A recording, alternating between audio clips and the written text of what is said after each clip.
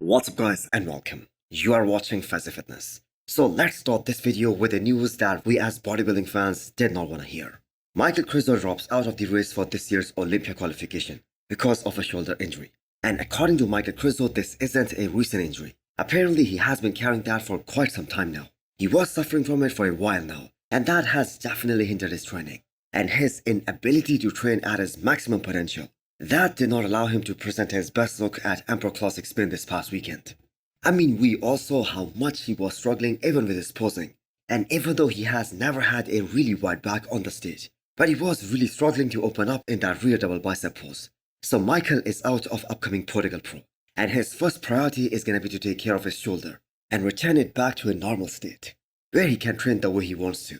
Now I want to give credit to AJ Cali here, who broke this news through his Instagram. And according to him, Michael Krizo is planning to step back on the stage this year, but that is going to be at the same show where he made his pro debut and also won his first pro show, and that was Prague 2022. So he is going to be there at Prague 2024. But the thing is, that show happens post Olympia tour, so that is going to be for Olympia 2025 qualification. So ever since Michael Krizo switched over to the IV Pro League, he has done Prague 2 times. He was the winner back in 2022. And last year he placed second behind Samson Dauda. So in the broad spectrum of open bodybuilding, now we have 2 slots in that top 10 at this year's Mr. Olympia empty. Regan Grimes, who was 9th last year, is also out, and Krizo, who was 7th last year, he is now out as well. So let's just hope all the other guys who have qualified for this upcoming Mr. Olympia, and who are further gonna qualify, they step on the stage without any mishaps, and we all get to see a very good Mr. Olympia this year. Next up, we have a physique update of Nathan Dasa, who is ready to step on stage this weekend in Italy. And that is going to be against a very phenomenal Behrooz Tabani. So judging by all these recent updates, one thing is absolutely certain. This is going to be the biggest version of Nathan Dasa on stage, because Nathan pushed beyond 300 pounds. That too for the very first time in the off-season. And that was a very clean look. And according to Nathan Dasa himself, this was actually the first time in a very long time Nathan actually took an off-season very seriously. So Nathan and his coach Stefan not only want to bring a bigger, but also a much fuller look to the stage this time. So he wants to be dry as well. He wants to bring that rock-hard grenade-like conditioning. Kinda the same look that he presented at Flex Pro Italy last year.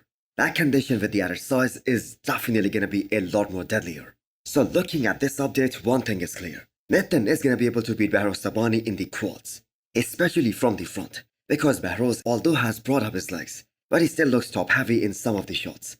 But on the other hand, Behrooz is gonna have Nathan from the back, especially in the hamstrings and the glutes department. They are just next level on Behrooz. And although Nathan has made some very impressive improvements in that department as well, but we all know this has always been a weak shot for him.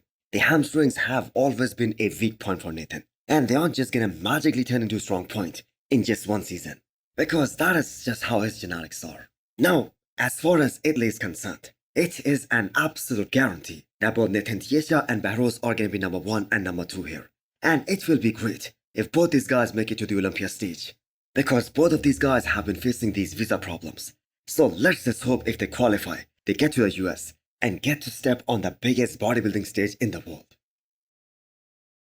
Next up, we have an Austin physique update of Marcelo, aka Harsamdi. Easily the most hyped up bodybuilder of 2024, who massively underperformed at this year's Arnold Classic Ohio. And yes, I know it was us fans who hyped him up, mentioning him in every video. But he himself and his coach also had very high expectations for their first ever Arnold Classic. They were expecting to place at least top 4 there. But I have to say that just wasn't possible with such discrepancy front to back. His back is nowhere as close to his front. Now his debut in the men's open bodybuilding, which happened in Romania last year, that went far better than what we saw at the Arnold Classic. And from the moment he stepped on stage, it was all over for him. So what's next for Harsamdi?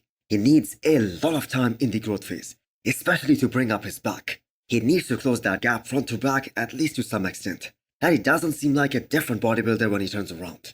Plus, he needs to do something about his waistline as well. He needs to fix that issue as well, if he wants to be a top Olympian in the future.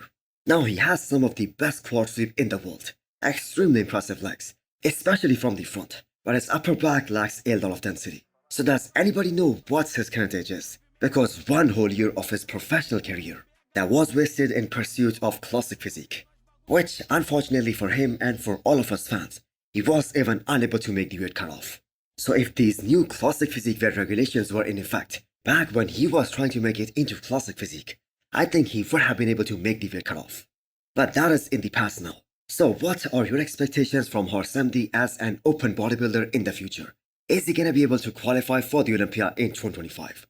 Do let me know in the comments below. So this picture was reposted on Brandon Curry's Instagram, and people are debating whether it's an old or a recent one. I have to say it's most probably an old picture, because it is taken in that same famous doorway in Kuwait, and Brandon hasn't moved to Kuwait just yet. Now if we talk about this picture, that beautiful shape is the reason that even though Brandon Curry isn't even in that list of top 4 most conditioned guys on the Olympia stage, but still places very high, still finishes in the first call out. Last year he got sick just a day before the Olympia. He was hospitalized, but still he managed to place 4th. And that just goes to show us how truly gifted Brandon really is. So this year Brandon is gonna be really tested because of a number of reasons. Nick Walker is coming back to Mr. Olympia. Plus Andrew Jagged, the guy who placed just behind him last year, he is coming back with major improvements because this is the first time he's having a real off-season since he turned pro. And there is a chance that Big Ramy also might come back. So Nick Walker was able to beat Brandon Curry in 2022 as well. So at this point in his career, if Brandon is able to replicate that 4th place finish once again, that is gonna be a huge accomplishment. Yes, he is a former Mr. Olympia and he wants his title back, but the other guys are young, they're more hungry, and Brandon will be turning 42 this year. So the chances of him winning back his Olympia title, they are almost zero at this point.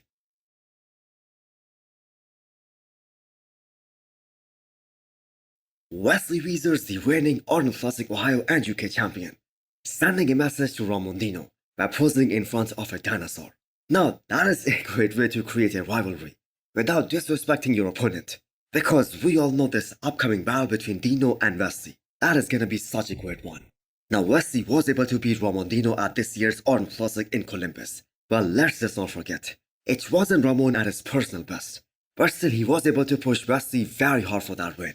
Even with only a 6 weeks prep, only 1 point separated both these guys, and a lot of people including myself out there believe that if Ramon showed up at the prejudging the way he did for the finals, he would have probably won that show. So both of these amazing athletes took no time off after this year's Arnold tour. Both of them were right back in the gym, straight to work to present an even better package at this upcoming Mr. Olympia. So Wesley has single-handedly changed the entire landscape of classic physique. And this is probably gonna be one of the most exciting Mr. Olympias in classic physique. Because for the past couple of years, we're having these 2-man final call-outs. And that is most probably gonna change in 2024. But do let me know what you guys think. Can Wesley beat Ramon at his best? Can he challenge Chris Bumstead? So hit the thumbs up button if you liked the video. And smash the subscribe button if you wanna come back for more. Thanks for watching.